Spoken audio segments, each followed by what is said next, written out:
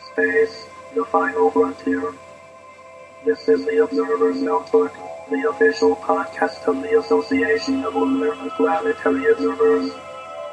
Its mission to explore the solar system, to seek out new observations and data, to boldly go where no podcast has gone before. And now the host of the Observer's Notebook, Tim Robertson. Hello and welcome to the Observer's Notebook, the official podcast of the Association of Lunar and Planetary Observers. This is episode 135. Thanks for downloading and listening. The Association of Lunar Planetary Observers collects and analyzes observations of various solar system bodies and associated phenomena, and publishes detailed reports concerning these bodies in its quarterly publication, the Journal of the Association of Lunar and Planetary Observers. This podcast depends upon donations from you, our listeners, to keep it working. If you enjoy what you hear on the podcast, you can donate to us via Patreon by giving as little as $1 a month. If you feel even more generous, $5, you receive early access to the podcast before it goes public. For a monthly donation of $10, you receive a copy of the Novice Observer's Handbook. And for $35 a month, you receive producer credits on the podcast. You can find out more just by going to www.patreon, that's patreon.com/Observer's Notebook. And if you'd like to join the ALPO, membership begins at only $18 a year. For more information, find us out at www.alpo-astronomy.org. And we are also on the Facebook. Just search for ALPO Astronomy. And yes, this podcast also has a Facebook page as well. Just search for Observer's Notebook. And if you enjoy what you hear on the podcast, please subscribe. That way you'll never miss another episode. And now we're going to learn about another astronomical organization, the American Astronomical Society. Stay.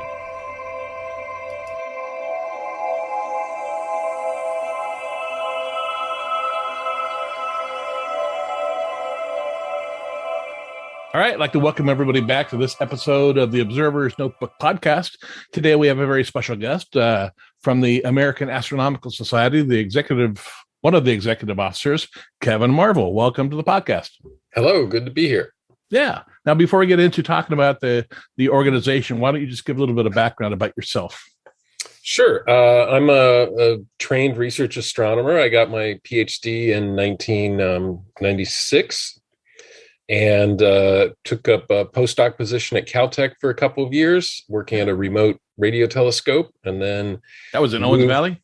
Up in Owens Valley. And then moved to Washington, D.C., by chance, a position had opened up at the AAS for doing public policy, and I was really interested in that.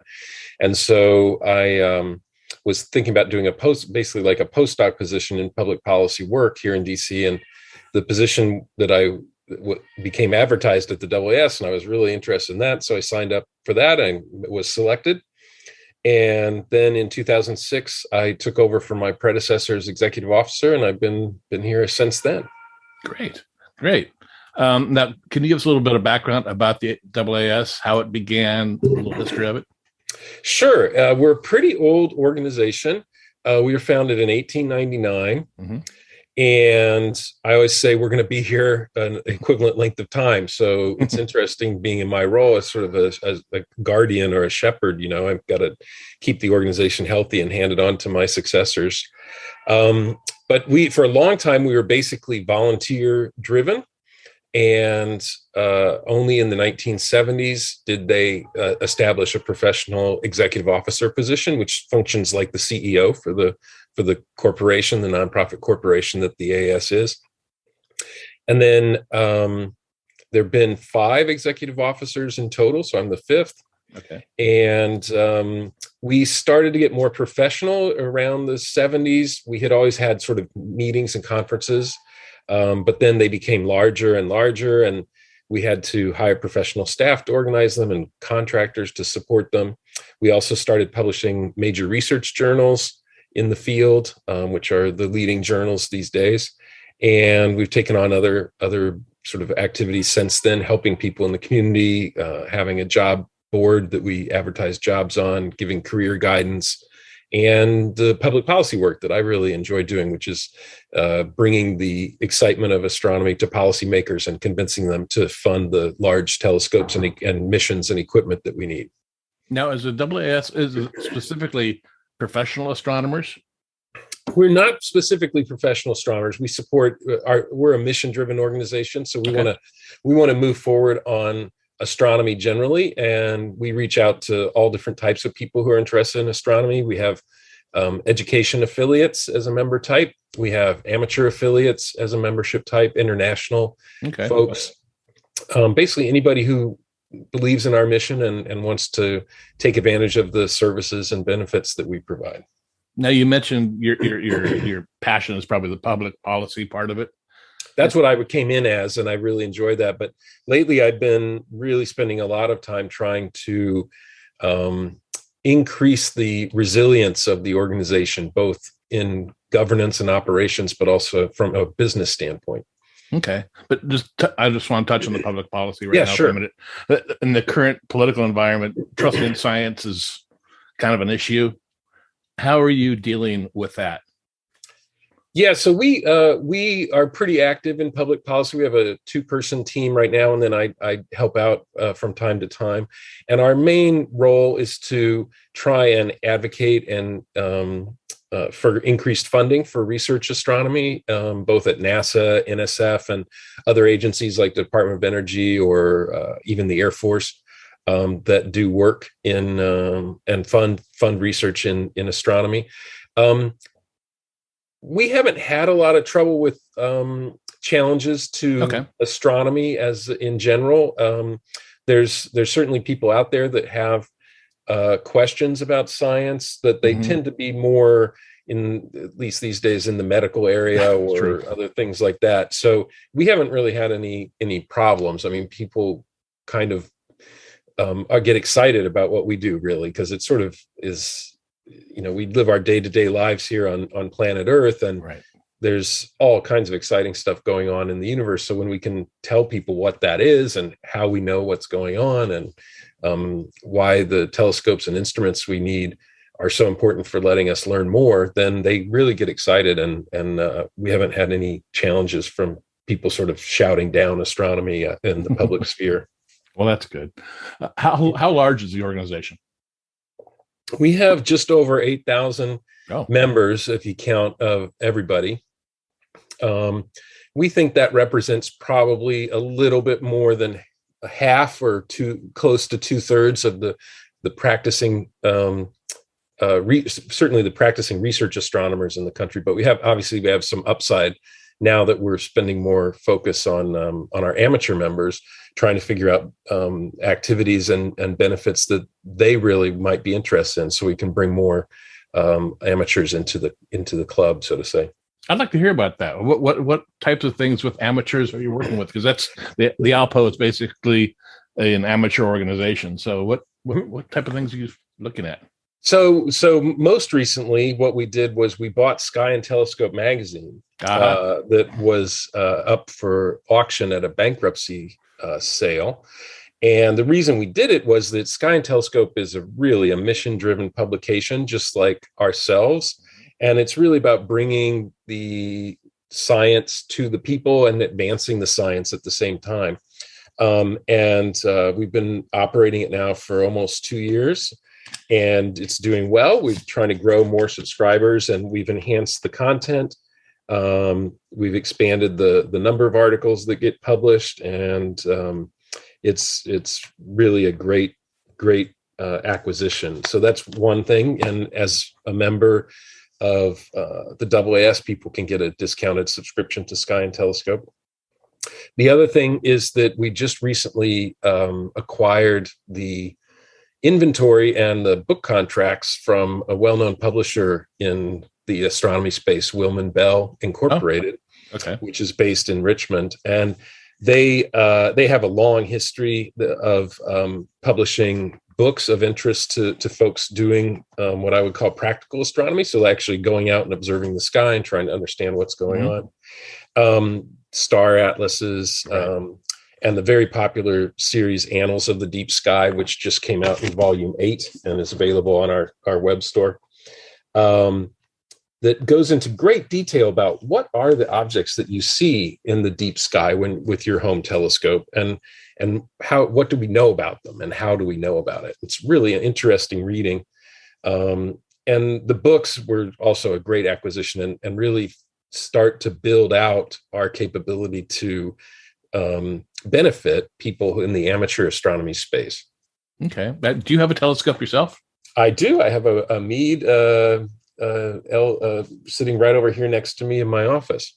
Oh, so what type of observing do you like to do when you have? Well, I kind of like doing public outreach events. So my main thing is in the neighborhood here locally. When we get a clear and relatively warm night, I like to go out and just show people the bright objects that are up in the sky and have conversations. And what I've found is that everybody just gets excited. The kids running around, and everybody's just thrilled. So that really pumps me up, and it brings me back to my undergrad days at University of Arizona, where I did the same thing with the campus telescope. There we had a 21-inch reflector on campus, and which was the original Stewart Observatory. And it was funded, actually, so I remember a little bit of trivia, it was funded by a wealthy widow in Tucson who bumped into somebody who said it would be a good idea to have a telescope out there at this new university. And so they built one.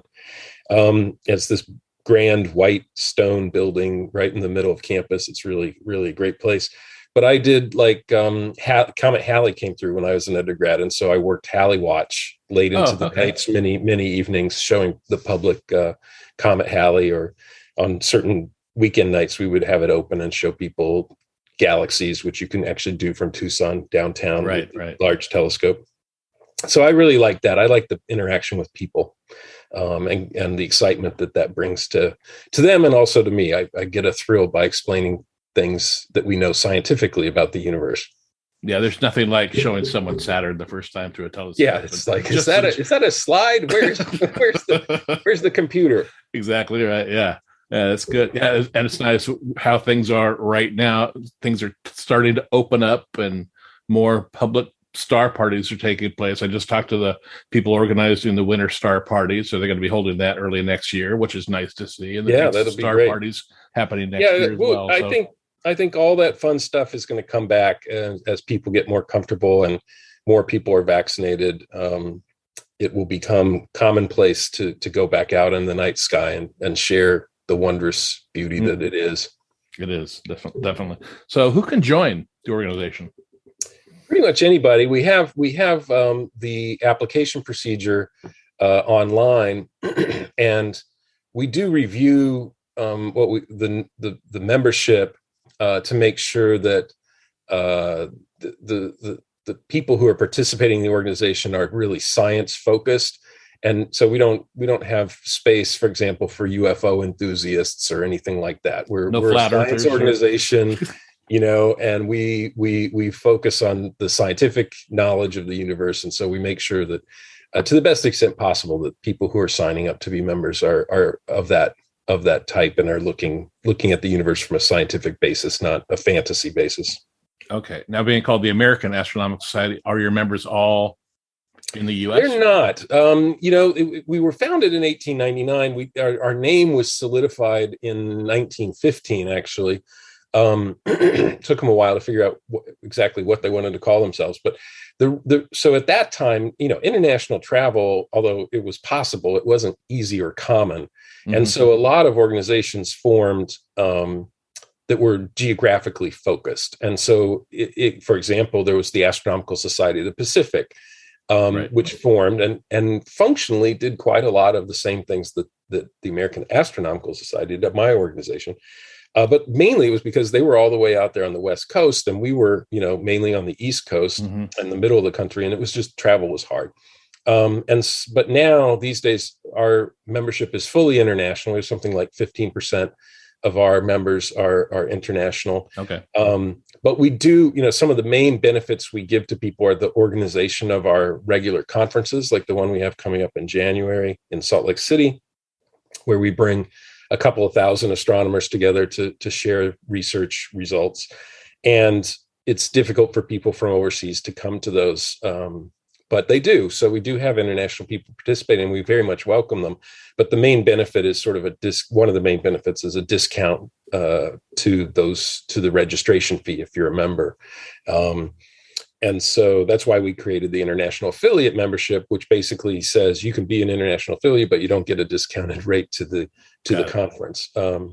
But yeah, we welcome everybody who's focused on the scientific knowledge of the universe and expanding it, moving it forward. Okay. You mentioned the conference. We just held our annual conference, but it was a virtual conference. Are you doing the same thing? No, we did. We had to move very quickly when the pandemic broke.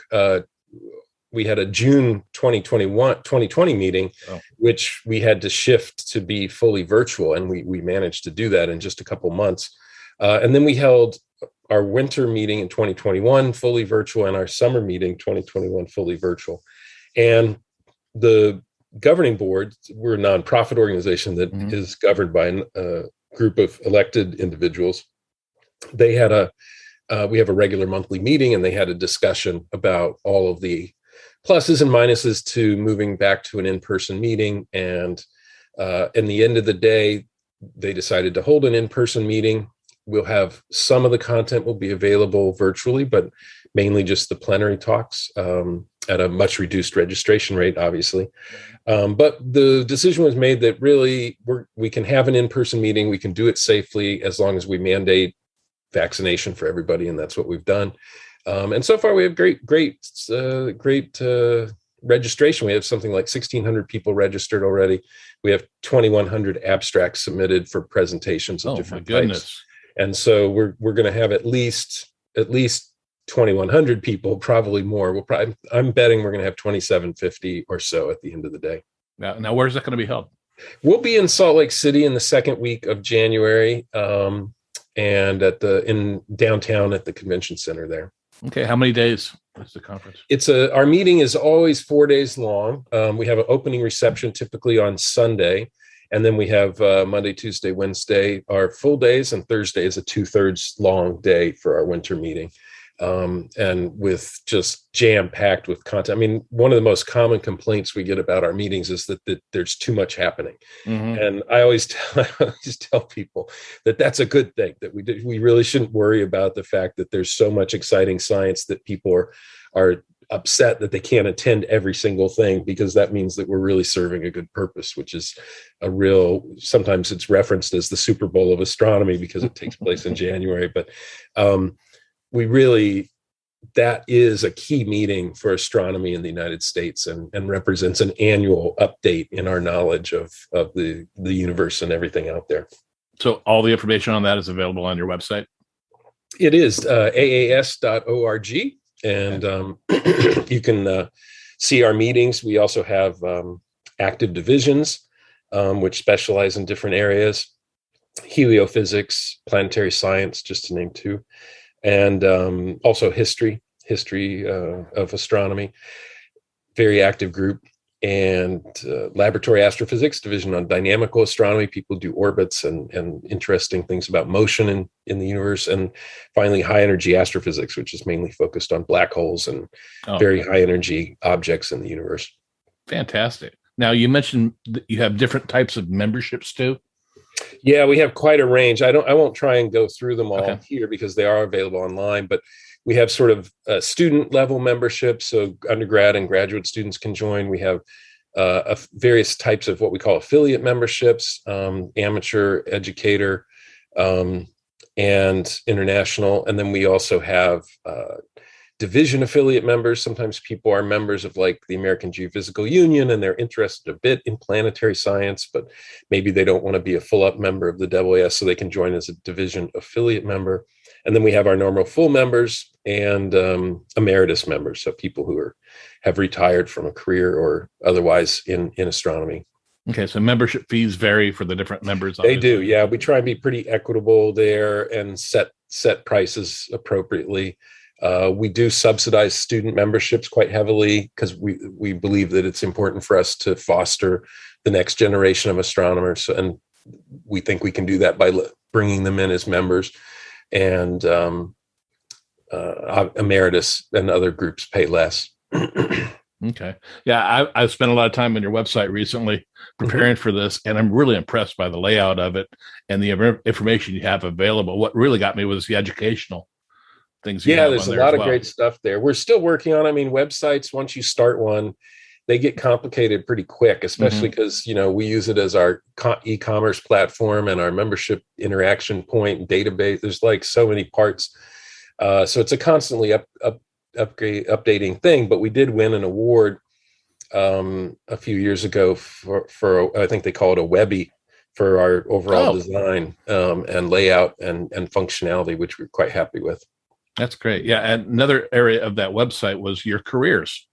It seems you really want to help out college students and working astronomers and other fields actually to find careers in their interests.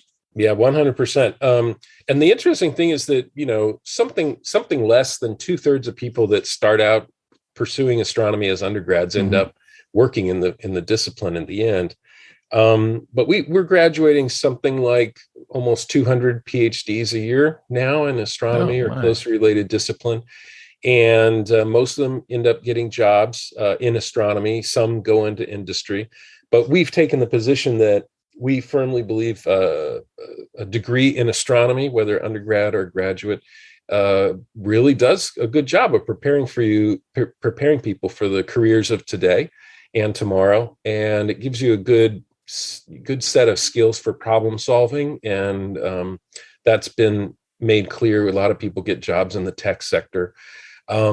But we have a set of webinars that we've created with some consultants, and those are available through our AAS YouTube channel. And anyone can watch those, no charge. And they, if you want to participate in live, there's a charge. But the idea is to try and give people the tools and the knowledge that they need to have a successful career, whether they go into astronomy or they go and take their astronomy training and go a different career path. Yeah, it seems to me that if you are working in a field relative to astronomy, being a member of this organization is like a requirement. I mean, it really is, with all the information available and future activities and things like that. It's really cutting edge what you guys are also advertising. Yeah. It used to be very common for all astronomers to join in graduate school because their advisors basically told them they had to. And these days, it's a general trend in the nonprofit sector, generally among member organizations, is that the current generation of people that are joining organizations or considering joining organizations are a little bit more transactional in nature.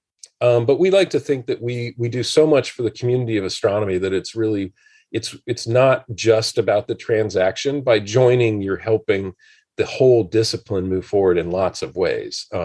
Like just to cite one example, we established a professional code of ethics that guides how people operate as in research astronomy and what the expectations should be.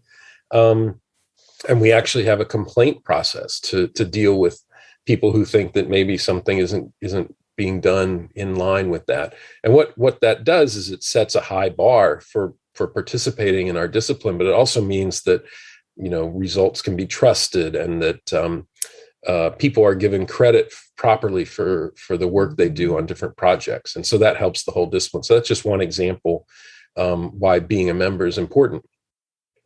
Now, does your organization offer like peer review of papers and things like that? Yeah, all of our scholarly journals operate on peer review. So we do peer review process for those. And just recently, we decided to take our journals open access. What that means is that there's no subscription fee involved after January of this year. January 2022. There won't be any need to have a subscription to get the most recent research papers that are coming out. So anybody will be able to access those going forward. And all of it's online, obviously. All of it's online, yeah, at journals.as.org, and you can see all of the journals. And I'll point out one exciting new journal that we started, two actually that we started recently, was the Planetary Science Journal. So it's in partnership with our Division for Planetary Science, and that focuses on things about planets, research about planets. It's quite a great journal, and it's growing substantially. We're getting a lot of submissions, which is exciting. And the other one that I really like is research notes of the AAS. These are short articles that can be even just a tip about a negative result. And those are just fun to read. There's quite a lot of exciting research notes that come in that are not quite big enough to be a full research paper, but are interesting nonetheless. That's pretty interesting that your publications are going to be free. Yep, free to all. It was a tough decision because we had a business model that was pretty robust, that kept the prices low for everybody. So both our subscriptions were low and the cost to authors was low. But with the way policy changes are being implemented across the world, especially in Europe right now, it just made a lot of sense to make that transition right now instead of waiting and being forced to do it later under someone else's terms. And so we just decided to move in that direction. So authors who submit their work to us do have to pay to have the article published. Okay. But we also expanded our fee waiver budget so that we can make sure that if there's good research that comes in and someone just doesn't have enough money to pay for the author charge, the publication charge, that we'll be able to give them either a discount or a free ride. Okay. Looking through, there's also a number of working groups and committees that the organization has. Can you talk about some of those? Any good membership organization succeeds or fails based on volunteer involvement. Mm-hmm. And the working groups and the committees that we have are structured to really allow those volunteers to come in and give us their time in exchange for moving the field forward. So we have quite a few. We have one, for example, on education, so interest in how we can improve our teaching within our discipline. We have one on public policy to sort of give us guidance about mm-hmm. how and when we should weigh in. And then we also have some working groups that help us in different ways. It's a fantastic way to help your organization, and all of our volunteers do a great job. And it's such an honor to have them donate their time to help us move things along. I'm always wowed by the commitment and the dedication of our volunteers and how much they enable us to achieve.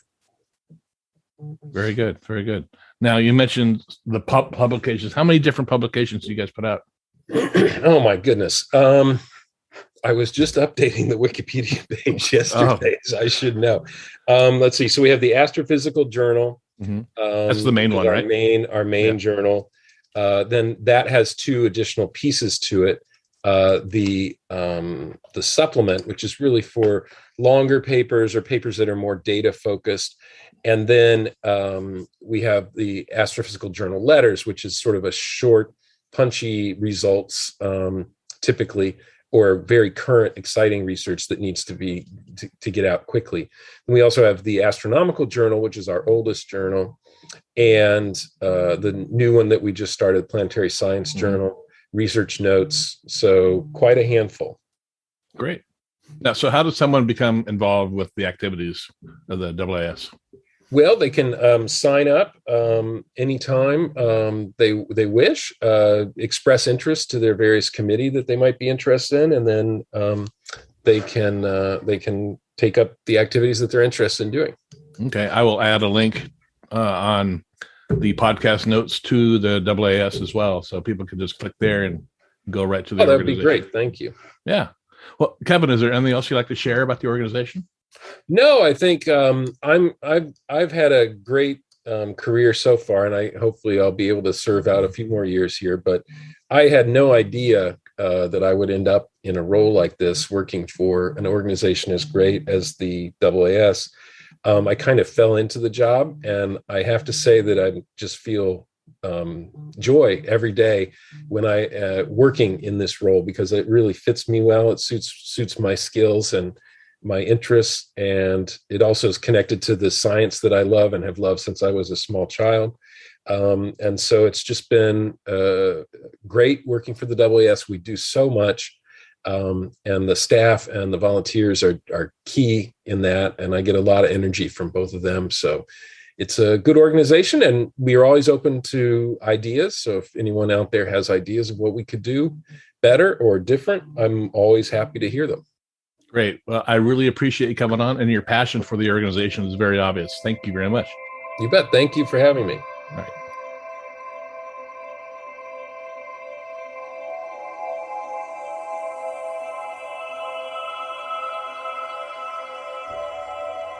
Well, that'll do it for this episode of the Observer's Notebook podcast. I again want to thank Mr. Kevin.marvel for coming on and talking about the AAS, and hope everybody goes over their website and checks it out and joins the organization if you can. We upload a new episode of the Observer's Notebook every few weeks. You can subscribe to us on iTunes. If you do, please rate and review us. It really helps us out. You can also listen on Apple Radio, iHeartRadio, Soundcloud, Spreaker, Google Play, Stitcher, Amazon Echo, and also Spotify. You can help support the podcast by donating to it via Patreon. You can give up to $35 a month, where you receive 1 year's membership to the ALPO and producer credits on the podcast. And with that, I want to thank our two producers of this podcast, Steve Siedentop and Michael Moyer, for their continued generous support of the Observer's Notebook. The link for the Patreon as well as the link for the ALPO is in the show notes. If you'd like to get a hold of me, my email address is commentman@commentman.net or on Twitter at ObserversNBPod. Until next time, my hope is you always have clear and steady skies. Thanks for listening.